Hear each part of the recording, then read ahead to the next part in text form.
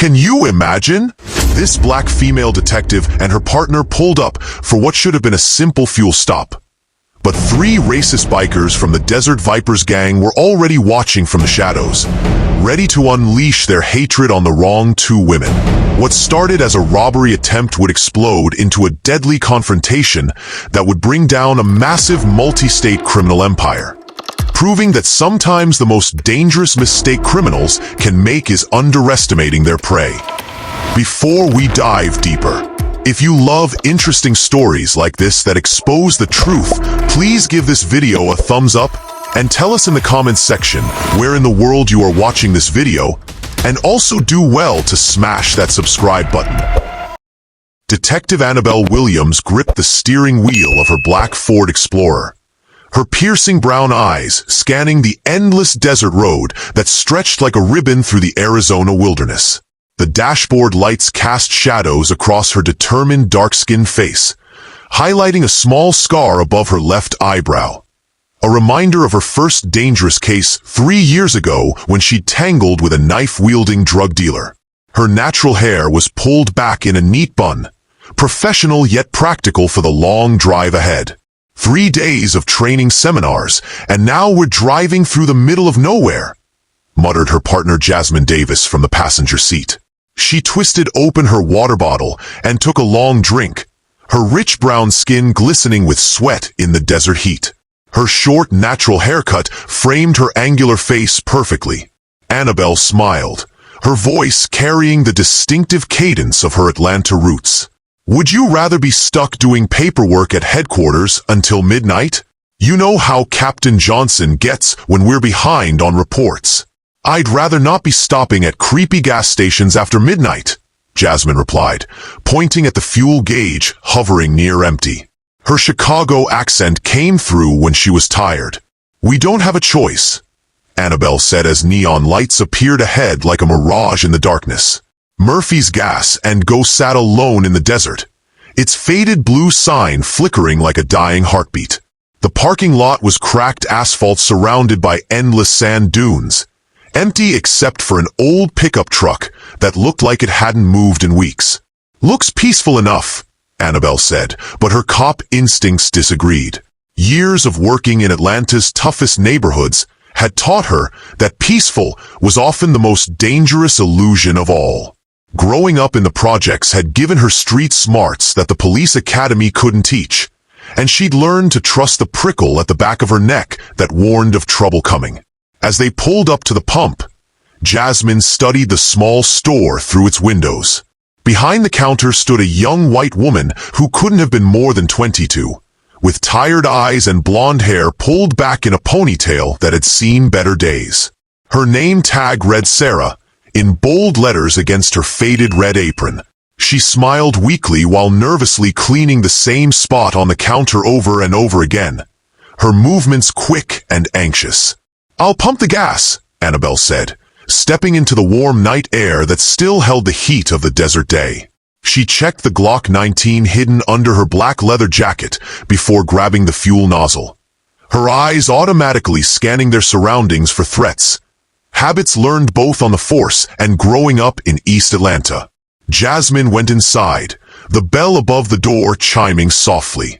She nodded at Sarah before walking down an aisle lined with dusty snacks and warm sodas. Her sharp eyes scanned everything: the exit routes, blind spots, potential weapons, old habits from years of police work and growing up on Chicago's South Side that had kept her alive in dangerous situations. Suddenly, the roar of motorcycles shattered the desert silence. 3 bikes thundered into the parking lot, their chrome gleaming under the flickering lights.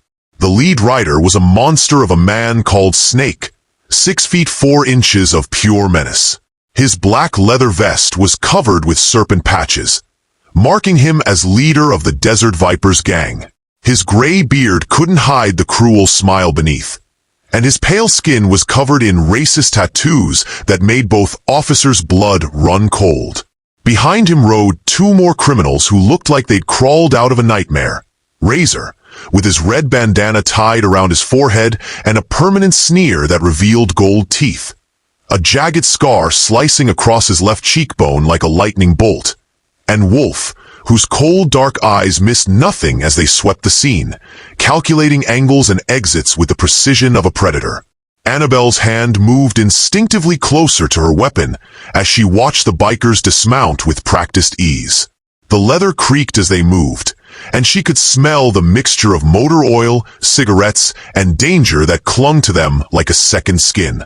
Inside the store, Jasmine stepped back toward the counter as Sarah froze in terror, her face going pale as winter snow. The store's bell chimed ominously as the bikers entered, their heavy boots echoing on the linoleum floor. Snake stayed outside, deliberately lighting a cigarette despite the multiple no-smoking signs posted near the pumps. He exhaled a long stream of smoke while staring at Anabelle with eyes that held the familiar hatred she'd seen too many times before. Well, he said, his voice like gravel scraped across concrete. Look what we got here. Pretty little thing like you shouldn't be out here alone after midnight. His eyes lingered on her with obvious malice. This is a dangerous place where bad things happen to your kind. Anabelle kept her voice steady and her posture relaxed, though every muscle in her body was coiled like a spring. She'd dealt with racist thugs before. I can handle myself just fine. Snake grinned, showing yellow teeth stained by years of tobacco and neglect. Is that so, girl?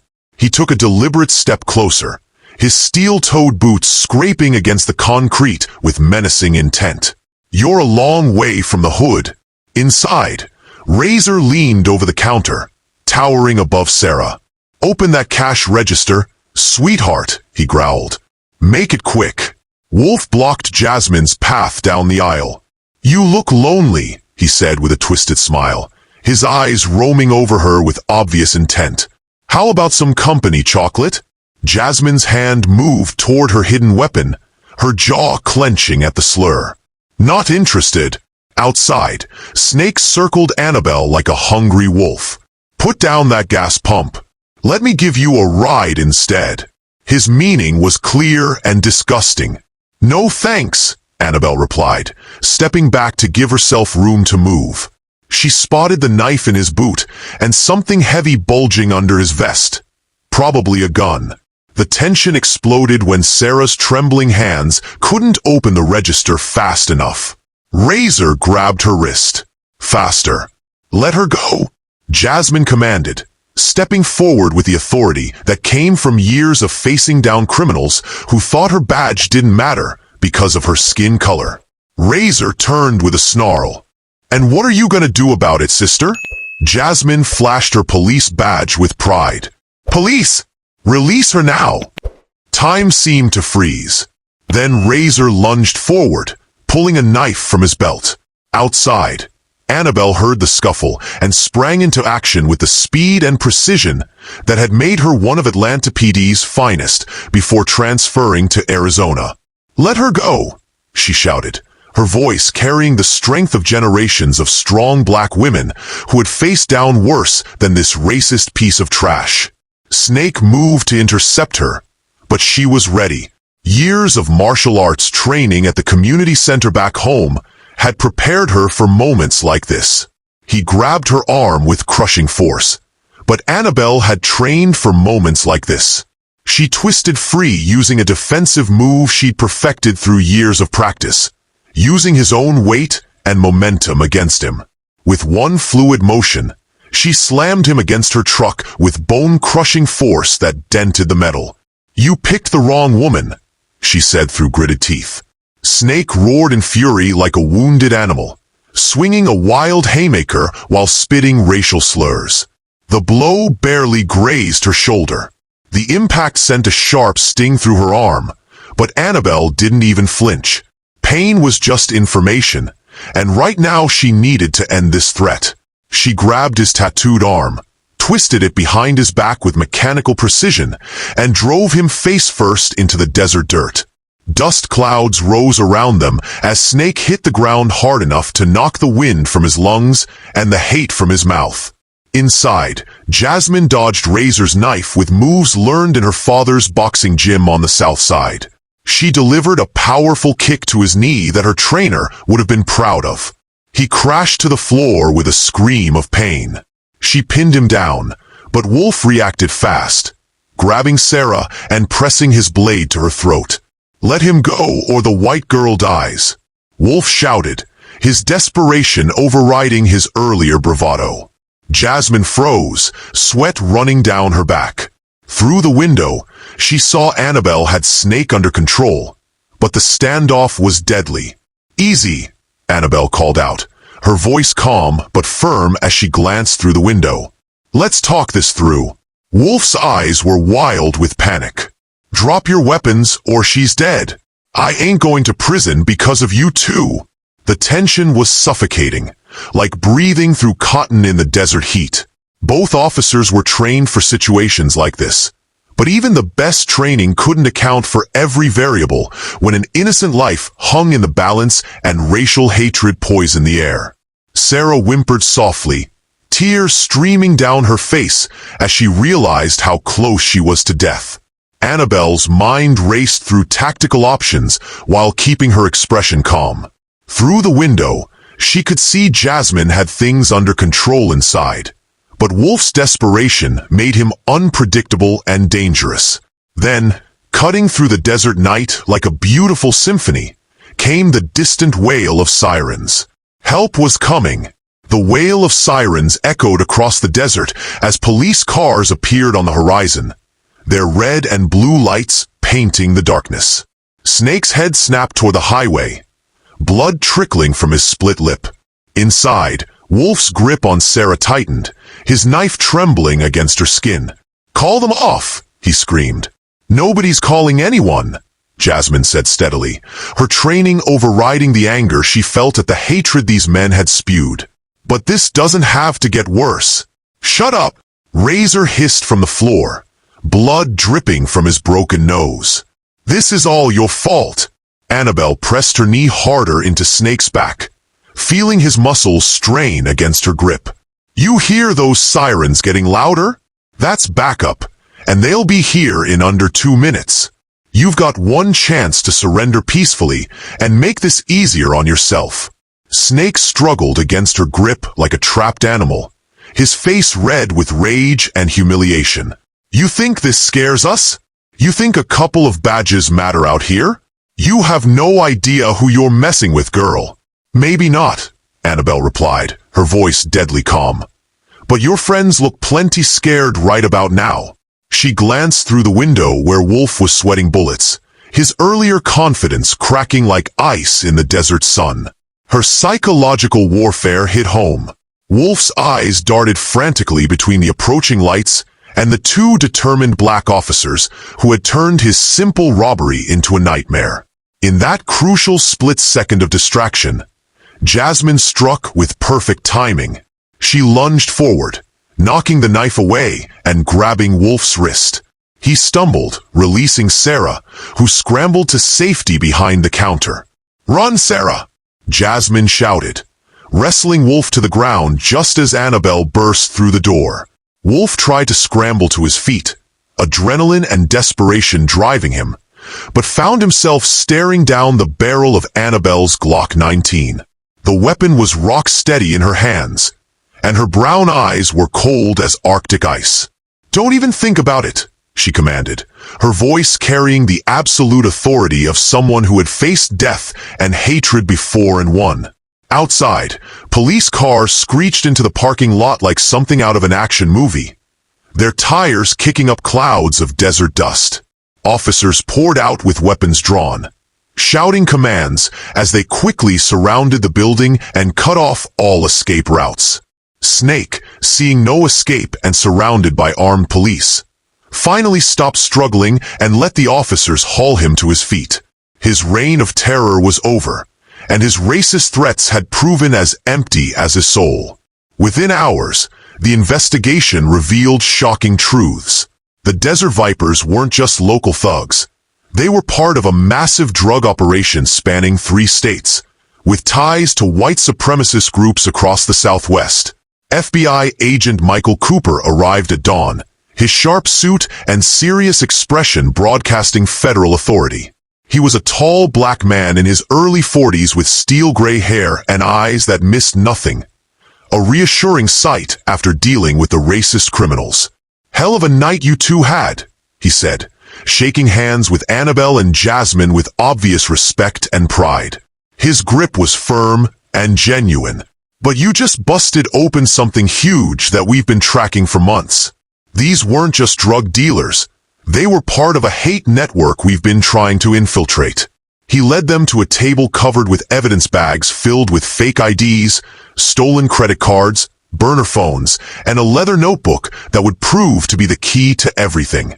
The notebook's pages were filled with addresses, names, dollar amounts, and disturbing symbols that painted a picture of organized crime mixed with racial hatred. "This shipment you stopped was worth over $2 million, Cooper explained, his voice tight with controlled excitement. "You hit them where it hurts most, their money supply. But more than that, this notebook contains their entire operation, including safe houses and recruitment centers." Anabelle and Jasmine exchanged meaningful glances. They'd stumbled onto something much bigger than a simple gas station robbery. They'd uncovered a network of hate and violence. "What happens now?" Jasmine asked, though she already suspected the answer. "Now we finish what you started," Cooper replied with a grim smile. "We've got federal search warrants for every location in that book. I want you both leading the raids. Your instincts and courage got us this far. And frankly, I can't think of anyone better to see this through." Over the next 3 days, coordinated raids struck Desert Viper locations across the Southwest. Anabelle and Jasmine led teams into abandoned warehouses, finding crates of weapons, mountains of cash, enough drugs to supply half the country, and disturbing evidence of the group's racist ideology. At each location, the story was the same. Surprised criminals caught completely off guard by the swift and coordinated police response led by the 2 black officers they'd underestimated. The notebook that Sarah had unknowingly helped them recover became the skeleton key that unlocked the entire criminal network stretching from Mexico to Canada. Snake, Razor, and Wolf were just the tip of the iceberg. Over the next week, 23 more gang members were arrested in a series of lightning raids that dismantled the entire Desert Vipers organization. The arrests included the organization's mysterious leader, a man known only as the Scorpion, who had been running drugs and hate literature from Tijuana to Vancouver while living in a luxury mansion outside Las Vegas. During the final raid at a truck stop outside Phoenix, Anabelle and Jasmine cornered 3 fleeing suspects who had tried to escape in a stolen semi-truck loaded with cocaine and automatic weapons. The chase ended when the criminals' vehicle crashed into a desert ravine after a high-speed pursuit that lasted 20 minutes. All 3 surrendered without firing a shot, their hands shaking as they realized their empire of hate and crime had crumbled. "Looks like your kind won after all." One of them spat as Anabelle cuffed him. "Justice doesn't have a color," she replied calmly. "But courage does." 3 months later, Anabelle and Jasmine stood in the courtroom as the judge read the sentences. Snake received 25 years for drug trafficking, attempted murder, and federal hate crime charges. Razor and Wolf each got 15 years behind bars, with additional time for their role in the racist organization. Sarah, now working at a busy diner in downtown Phoenix, had found her courage. Her testimony helped convict every member of the gang, and witness protection kept her safe until the trials ended. "I can't thank you enough," she told the 2 officers over coffee. "You didn't just save my life. You showed me what real courage looks like.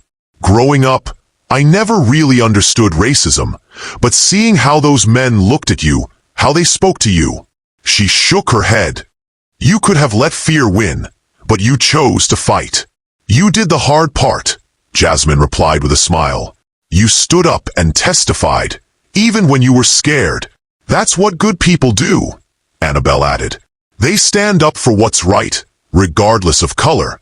The Desert Viper case became legendary in law enforcement circles across the Southwest. Anabelle and Jasmine received commendations from the FBI director, the governor of Arizona, and were featured on the cover of Police Today magazine with the headline Desert Angels. How two officers brought down a criminal empire. The article particularly highlighted how their background and resilience had been key to solving the case. Media requests poured in from every major news network, but both women preferred to let their actions speak louder than words. They joined the police force to protect and serve everyone, not to become celebrities.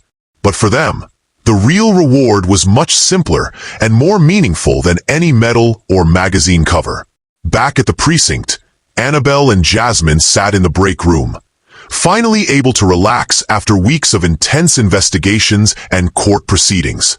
The adrenaline had faded, but the deep satisfaction of justice served remained. Think this will make it into the police academy training manuals? Jasmine joked, sipping her coffee. Chapter 1. How to handle racist bikers in the middle of nowhere. Anabelle smirked, her brown eyes twinkling with humor. Only if they leave out how Snake managed to scratch me during the fight. She rolled up her sleeve, showing the faded scar on her dark skin that had healed into a thin white line. You still took him down like the strong black woman you are, Jasmine said, grabbing her gear bag. Next time, let's try not to make national news. I'm getting tired of reporters calling me at home asking about being a role model. Anabelle laughed, the sound echoing in the quiet break room. But her expression grew serious as she looked out at the desert sunset, painting the sky in shades of orange and purple. You know, for all the danger we faced and all the hate we had to deal with, I wouldn't change a single thing about that night. Jasmine nodded firmly. Neither would I. We saved lives, stopped monsters, and showed that their hate couldn't break us. As they walked out of the precinct, their badges catching the last rays of Arizona sunlight, they knew this was just one victory in an endless war against crime and hatred. But it was a victory they had earned through courage, skill, determination, and the unbreakable bond between partners who trusted each other with their lives. The desert highway stretched endlessly ahead, quiet now under the starlit sky. But somewhere out there, other criminals were planning their next move. When they did, Anabelle Williams and Jasmine Davis would be ready and waiting. After all, justice never sleeps in the American Southwest, and neither do the guardians who protect it, no matter what color they are.